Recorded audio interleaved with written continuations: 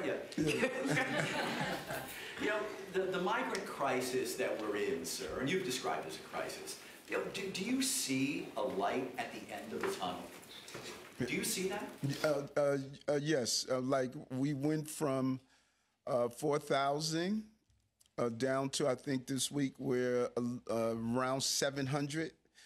That is a huge, huge drop. I have to say there was a moment where I did not see that light, or that light was the train coming right at us, you know.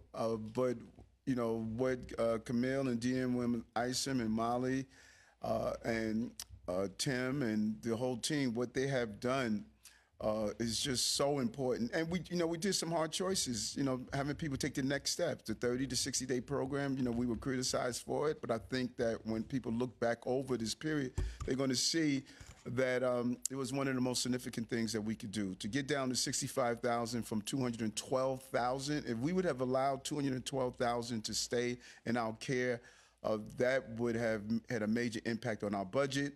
It would have a major impact on just the message we were sending, because, you know, people should not grow up in shelters.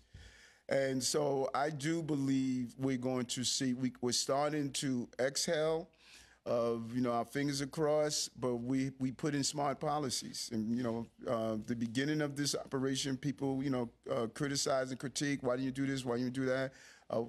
We were inundated in the beginning of this.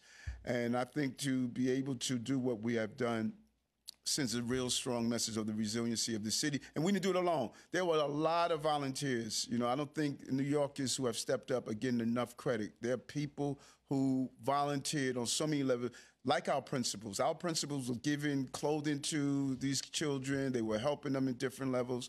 And so this is a real New York story, and we need to document this story because it needs to be reviewed later as the years go on. But I do see it. The worst is over. How many? 63,900 now. 63,900. I like those numbers dropping. Are you saying, sir, that you think the worst is over? It depends. It depends. You know, I can only say I hope that the worst is behind us, but we're not out of the woods. I want to be clear on that. We're not out of the woods. We still have to deal with this small number of violent gang members that are in our city. We have to make sure we monitor them, and we still have to make sure that we're able to move people out of, you know, this shelter type setting.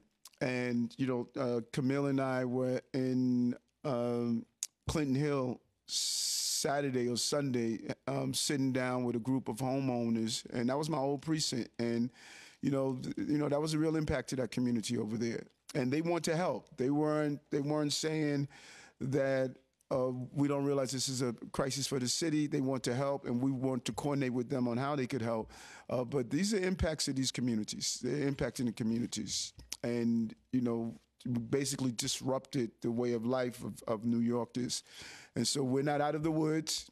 We're managing and moving people on to the next step of their journey. And I think that later in life, people are going to look back and see what this city did, you know, and that's our goal.